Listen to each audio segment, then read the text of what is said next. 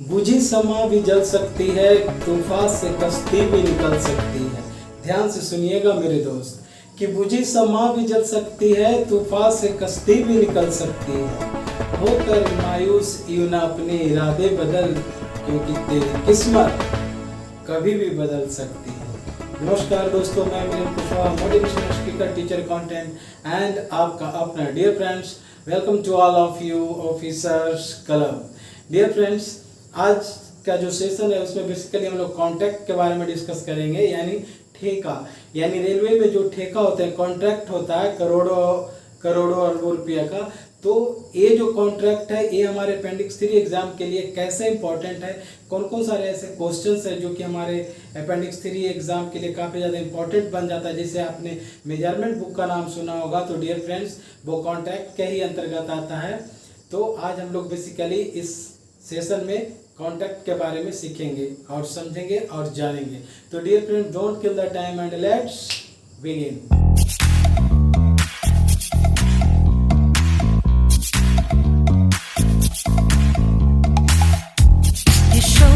तो अब हम लोग कॉन्ट्रैक्ट के बारे में शुरू करते हैं कि और सबसे पहले जानते हैं कि बेसिकली कॉन्ट्रैक्ट है क्या, कॉन्ट्रैक्ट किसको कहते हैं, ठेका है क्या, है ना। तो ठेका बेसिकली यानी कॉन्ट्रैक्ट दो या दो से अधिक पार्टियों के बीच जो तर्कसम्मत उद्देश्य को पूरा करने के लिए विधिमान जो करार होते हैं, यानी जो एज पर रूल हो, तो उसे हम लोग कॉन्ट्रैक्ट कहते हैं।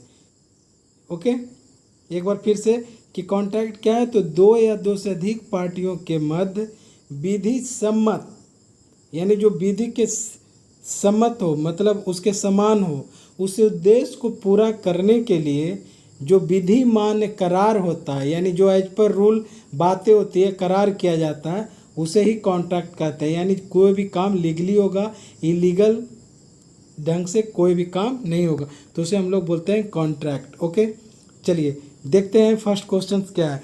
जैसा कि हमने पहले भी चर्चा किया मेजरमेंट बुक को, तो इसमें फर्स्ट क्वेश्चन है कि नपाई पुस्तिका यानी मेजरमेंट बुक को कितने साल के लिए संभाल के रखा जाना चाहिए।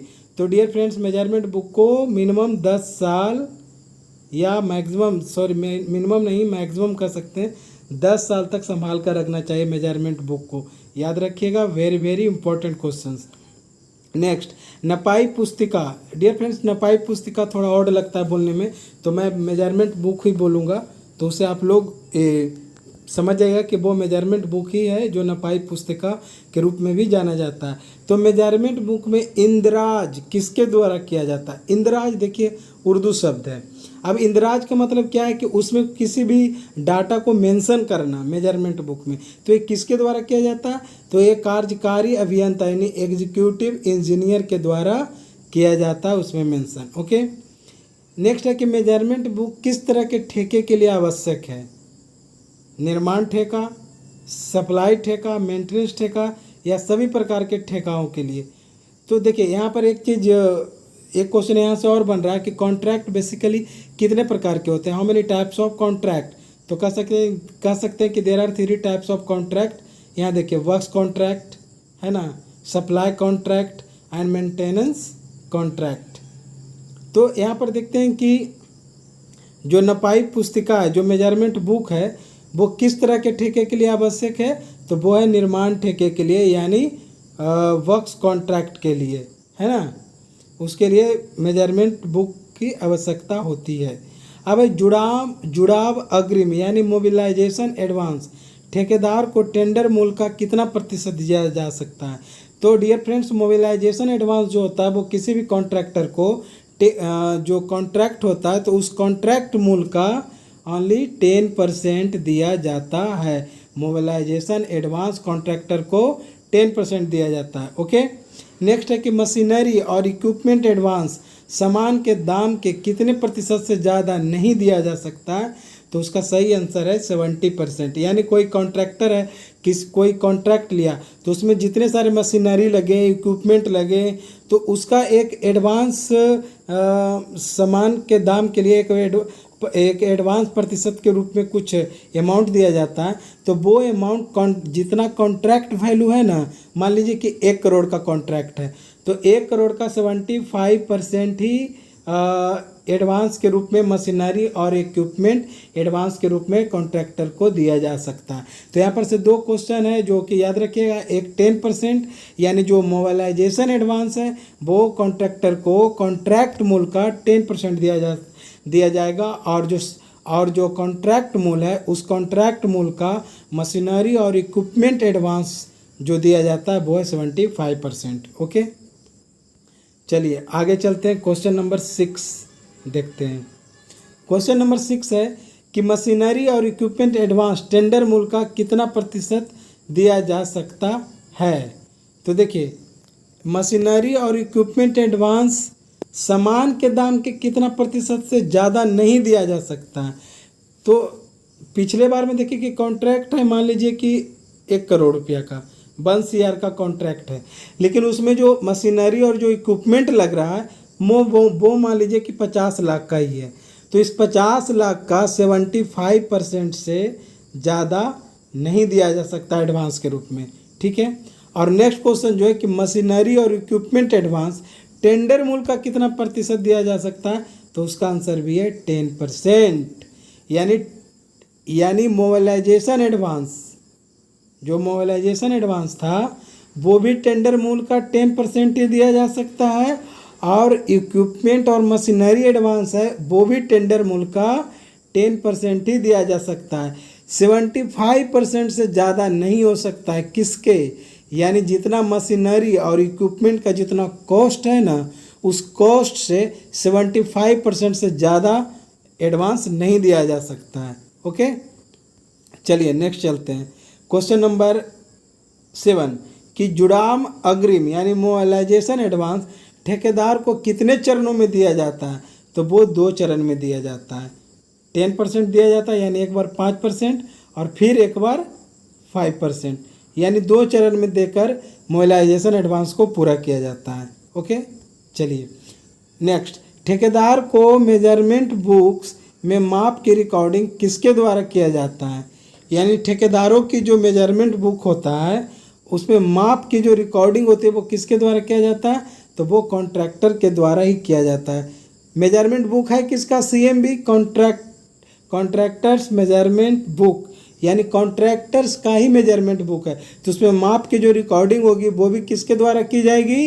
वो ठेकेदार के द्वारा की जाएगी। लेकिन ये माप की रिकॉर्डिंग है, याद रखिएगा।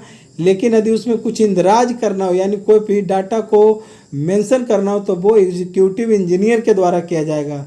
ठीक है, जैसा कि हम लोग आगे डिस्कस किए। चलिए नेक्स्ट। CMB समझ गए ना, कॉन्ट्रैक्टर्स मेजरमेंट बुक, यानी CMB के ऑन अकाउंट सर्टिफिकेट पर हस्ताक्षर करने के लिए SSC यानी सीनियर सेक्शन इंजीनियर या JE यानी जूनियर इंजीनियर को कितने वर्ष का अनुभव होना चाहिए। तो कॉन्ट्रैक्टर्स मेजरमेंट बुक जो होता है तो उसके ऑन अकाउंट सर्टिफिकेट पर हस्ताक्षर करने के लिए SSC या JE को 5 वर्ष का अनुभव चाहिए, तभी वो साइन उस पर कर सकता है। ठीक है, नेक्स्ट। CMB कितने से अधिक टेंडर पर लागू होगा। यानी कॉन्ट्रैक्टर्स मेजरमेंट बुक की बात कब होगी, यानी कितने टेंडर, मतलब कि कितने का टेंडर रहेगा उस पर किया जाएगा CMB का बात। तो 20 करोड़ से अधिक का टेंडर रहेगा तब हम लोग कर सकते हैं उस पर कॉन्ट्रैक्टर्स मेजरमेंट बुक का बात, है ना। नेक्स्ट। ठेकेदार द्वारा CMB प्रस्तुत करने के कितने दिनों के बाद रेलवे द्वारा टेस्ट चेक किया जाना है। यानी CMB याद रखिएगा, contractors measurement book CMV। Okay, तो कहता है CMB कितने से अधिक टेंडर पर लागू होगा। तो 20 करोड़ से अधिक पर टेंडर पर लागू होगा। और ठेकेदार द्वारा CMB प्रस्तुत करने के कितने दिनों के बाद, यानी ठेकेदार CMB प्रस्तुत कर दिया, अब उस प्रस्तुत करने के कितने दिन बाद रेलवे द्वारा टेस्ट चेक किया जाएगा। तो वो है 45 डेज, यानी आफ्टर 45 डेज रेलवे के द्वारा टेस्ट चेक किया जाएगा। ओके, चलिए नेक्स्ट चलते हैं। And next question number 12। ठेकेदार को दी जाने वाली अग्रिम वसूली का आरंभ किया जाता है जब निष्पादित कार्य यानी एग्जीक्यूटेड वर्क का मूल अनुबंध मूल्य का कितना % होना चाहिए। तो देखिए ठेकेदार को दी जाने वाली, ये जो ऑप्शन में गुड लगा हुआ है ना, उस पर आप मत जाइए। क्वेश्चन को बेसिकली समझिए कि क्या है कि ठेकेदार को दी जाने वाली अग्रिम वसूली, अग्रिम वसूली समझ रहे हैं ना, एडवांस में जो दिया जाता है, एडवांस में जो वसूल किया जाता है, का आरंभ किया जाता है जब निष्पादित कार्य का मूल अनुबंध मूल्य का कितना % होना चाहिए। तो अनुबंध मूल्य का 15% होना चाहिए। ठीक है। नेक्स्ट है कि ठेकेदार को दी जाने वाली अग्रिम वसूली तब समाप्त किया जाता है जब निष्पादित कार्य का मूल अनुबंध मूल्य का 85% हो जाए। यानी मान लीजिए कि कोई कॉन्ट्रैक्ट लिया और उसका 85% काम हो गया, तब ठेकेदार को जो दी जाने वाली अग्रिम वसूली है ना, उसको समाप्त कर दिया जाएगा, है ना। तो ये कब किया जाएगा, जब काम 85% हो जाए तब। और जब अग्रिम वसूली यानी एडवांस वसूली जो आरंभ कब किया जाता है, तो जो एग्जीक्यूटेड वर्क है, निष्पादित कार्य है, वो अनुबंध मूल्य का 15% हो जाता है, तब उसको मोबाइलाइजेशन एडवांस की वसूली प्रारंभ किया जाता है। ठीक है। नेक्स्ट 14 यानी परिनिर्धारित नुकसानी यानी एलडी, लिक्विडेटेड डैमेज। एलडी का फुल फॉर्म क्या होता है, लिक्विडेटेड डैमेज, हिंदी में बोलते हैं परिनिर्धारित नुकसानी, यानी अधिकतम कितना लिया जा सकता है। यानी एलडी के रूप में जो कह सकते हैं कि अमाउंट जो लिया जाता है वो कितना लिया जा सकता है, तो एलडी के रूप में 10% लिया जाता है। ओके। नेक्स्ट पंच यानी आर्बिट्रेशन, नियुक्ति हेतु सक्षम अधिकारी कौन है। यानी आर्बिट्रेशन यानी पंच की नियुक्ति कौन करता है, तो जीएम करते हैं। ओके।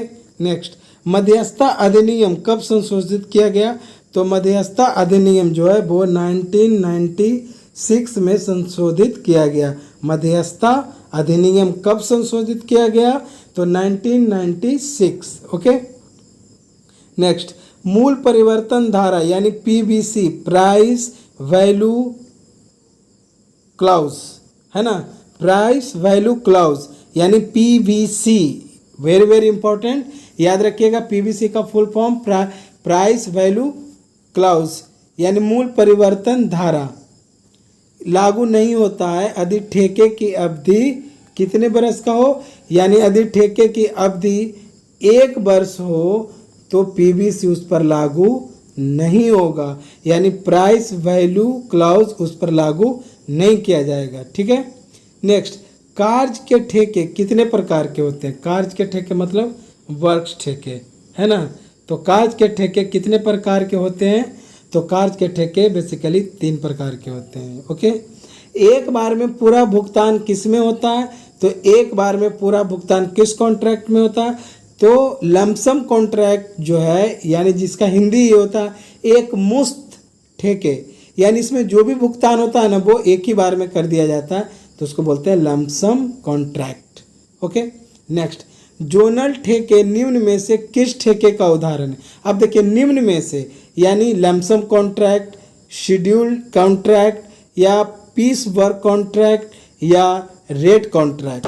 तो डियर फ्रेंड्स जोनल कॉन्ट्रैक्ट जो होते हैं ना, जैसे देखिए अधिक कोई जोन में जॉब कर रहे हैं, है ना, ईसीआर में, ईआर में, एनआर में, किसी भी जोन में हो, तो इसको ऐसे याद रखिए ना कि जोनल जो कॉन्ट्रैक्ट होता है ना वो किस ठेके का उदाहरण है, तो पीस वर्क यानी फुटकर ठेके का उदाहरण है, पीस वर्क कॉन्ट्रैक्ट है। ओके। क्वेश्चन नंबर 21 एक मुश्त ठेके यानी लमसम कॉन्ट्रैक्ट में समान सुपुर्दगी का समय और कुल धन राशि स्थिर यानी जो फिक्स्ड धन राशि है रहता है। यानी एक मुश्त ठेके यानी लमसम कॉन्ट्रैक्ट में जो समान सुपुर्दगी का समय और कुल धन राशि क्या स्थिर रहता है, तो जी हाँ बिल्कुल, लमसम कॉन्ट्रैक्ट में समान सुपुर्दगी का समय और कुल धन राशि फिक्स्ड होता है। It is true. ओके, ये ट्रू है, सही है।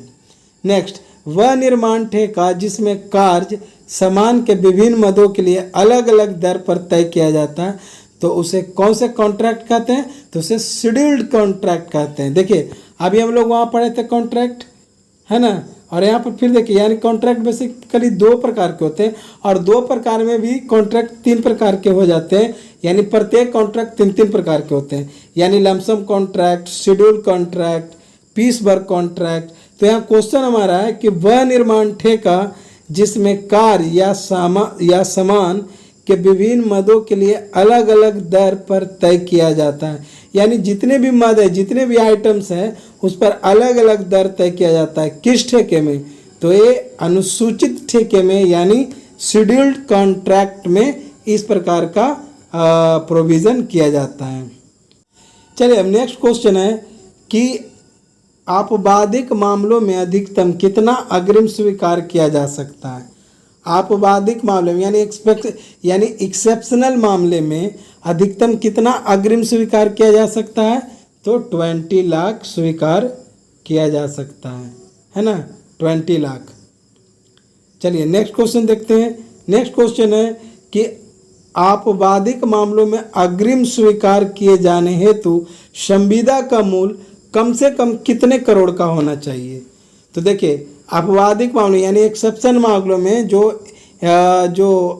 अधिकतम कितना अग्रिम स्वीकार किया जा सकता है, तो अधिकतम 20 लाख स्वीकार किया जा सकता है। लेकिन एक क्वेश्चन ये भी है कि वो टेंडर का मूल्य कितना होना चाहिए, तो वो टेंडर का मूल्य कम से कम यानी मिनिमम 25 करोड़ रुपया का टेंडर होगा, यानी 25 CR का जब टेंडर होगा तभी उसमें जो है वो अधिकतम जो अग्रिम स्वीकार किया जा सकता है वो 20 लाख, यानी अग्रिम स्वीकार किए जाने हेतु संविदा का जो मूल्य होगा, कॉन्ट्रैक्ट का जो मूल्य होगा, वो एटलीस्ट 25 करोड़ का होना चाहिए। ओके, तो डियर फ्रेंड्स, यहाँ पर देख रहे हैं कि नीचे जो अभी हम लोग डिस्कस किए उसका कुछ आंसर भी यहाँ पर है, तो आप लोग वीडियो को बार बार देखें, आंसर भी यहाँ पर है। और जो भी डिस्कशन हुआ उसमें यदि आप लोग को लगता है कि कोई क्वेश्चन में गलत आंसर है, तो आप प्लीज़ जो कमेंट बॉक्स है उसमें कमेंट कीजिए कि इसका आंसर ए नहीं होना चाहिए, इसका आंसर ए है।